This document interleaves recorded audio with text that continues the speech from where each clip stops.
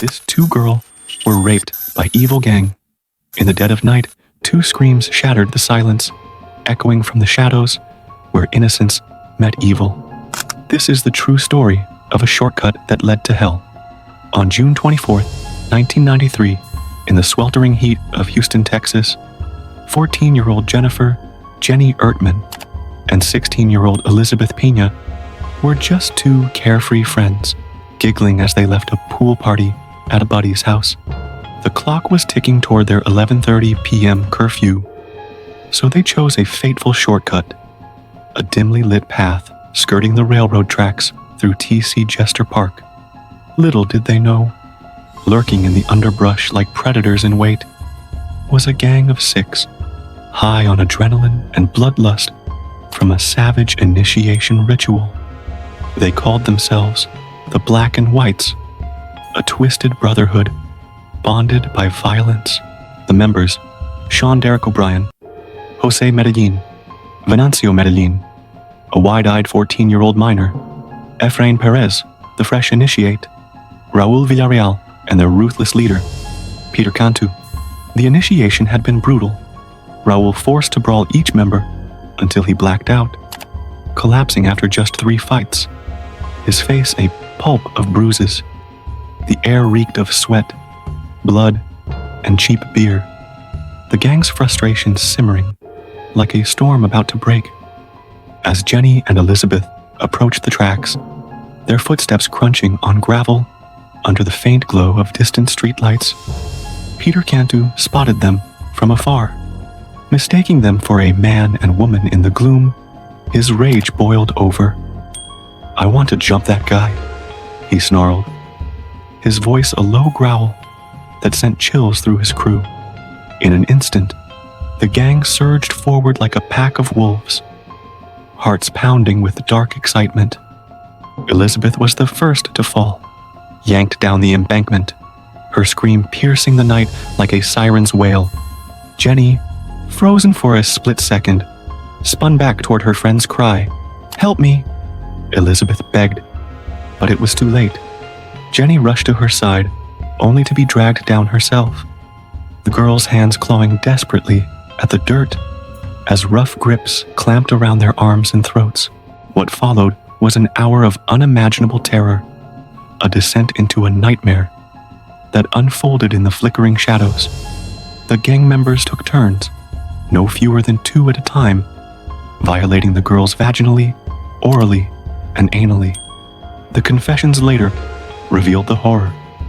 One bragged that by the time he reached her, she was loose and sloppy, his words dripping with casual cruelty.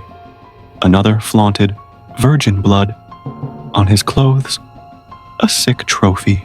Venancio, the youngest, paced frantically between his brother Jose and Peter, pleading for them to stop. But Peter's command echoed like a death sentence. "Get some." Venancio crumbled, joining the frenzy against Jenny, his tears mixing with the girl's muffled sobs. The air grew thick with the metallic tang of fear and blood. The girl's pleas, whimpers at first, then desperate bargains, falling on deaf ears. "Please, just let us go," Elizabeth whispered, her voice breaking. Jenny's eyes, wide with terror, locked on her friend across the chaos, a silent promise shattered by the relentless assault. Time stretched into eternity, each minute a fresh layer of agony, until the gang finally stepped back, panting, satisfied, but not done. Peter Cantu, his face twisted in cold calculation, realized the risk. "They've seen our faces," he muttered, his eyes gleaming with finality. "We can't let them talk," dragging the exhausted, broken girls deeper into the woods, where twisted branches clawed at the sky like skeletal fingers. Peter ordered Venancio to stay behind. "You're too young for this," he sneered. But the real horror was just beginning. O'Brien ripped off his red nylon belt, looping it around Jenny's neck. He and Villarreal pulled from opposite ends, the fabric biting into her skin as she gasped, her hands flailing weakly. The belt snapped under the strain, but they didn't stop, grabbing her shoelaces, yanking tighter, her face turning purple, veins bulging. Cantu, Jose Medellin, and Perez turned on Elizabeth, shoelaces cutting deep as she thrashed, kicking futilely. "No, please. I'll do anything," she cried. But they stomped her down, boots cracking ribs and knocking out her front teeth in a spray of blood. The girls' bodies convulsed, their final breaths ragged gurgles, before the gang delivered vicious kicks and stomps to their necks, ensuring silence forever. Sated with death, the killers slunk back to Cantu's house, where he lived with his brother Joe and 16-year-old sister-in-law Cristina. Blood streaked their clothes. Villarreal's face was scratched, Perez's shirt crimson-soaked. Cristina's eyes widened in horror. "What happened?" she demanded. Medellin smirked. "We had fun. Details on the news." He boasted about the rapes, then added with chilling nonchalance, "The bitches wouldn't die. Would have been easier with a gun." They divvied up the spoils. Wallets, jewelry, like spoils of war. Medellin pocketing Elizabeth's ring, engraved with an E for his girlfriend. Guilt gnawed at Cristina. She convinced Joe to tip Crime Stoppers anonymously, revealing the body's location. 4 days later, on June 28th, the corpses were discovered in the woods, bloated and decayed under the relentless Texas sun. Dental records confirmed the identities. The heat had ravaged them beyond recognition. The medical examiner's report chilled even the hardened. Elizabeth's teeth smashed out pre-mortem by Cantu's steel-toed boots. Jenny's ribs fractured post-mortem in the final desecration. Jenny's father, Randy Ertman, was mid-interview with a reporter about his missing daughter when a police scanner crackled. 2 bodies found.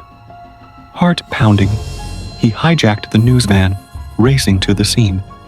"Does she have blonde hair?" he screamed. Officers restraining him from the mangled remains. The sight broke veteran cops. Tears streaking their faces amid the buzz of flies. Houston reeled in shock, the brutality etching scars on the community. All 6 were arrested. Cantu, Medellin, Villarreal, O'Brien, and Perez got death sentences. Young Venancio, for rape alone, drew 40 years max as a minor. A Supreme Court ruling later banned juvenile executions, commuting Perez and Villarreal to life. Executions dragged on, each a grim echo. O'Brien went first in 2006, facing the families. "I'm sorry, the worst mistake of my life." But links emerged to another horror. 6 months prior, Patricia Lopez, 27, raped, disemboweled, throat slit. A beer can with O'Brien's prints beneath her. Cantu tied to it too, yet never charged. Medellin, executed in 2008, sparked international fury, claiming denied Mexican consular aid as a native. The victims' families pushed back fiercely. His last words, "I'm sorry. Don't ever hate." Cantu, the unrepentant leader, died silent in 2010, offering no remorse. This nightmare spurred change. Texas courts now allowed victims' families to confront killers pre-execution. Randy Ertman faced Cantu, unleashing pent-up rage. Viewing laws evolved too, letting kin witness the end. Elizabeth's father, Adolfo Peña, wearing a t-shirt with the girl's photo, spat after Cantu's death. He died too easy. No pain. Our girls suffered hell. 17 years. Not soon enough. We think of them every day. In the shadows of those tracks, a warning lingers. One wrong turn, and the monsters emerge.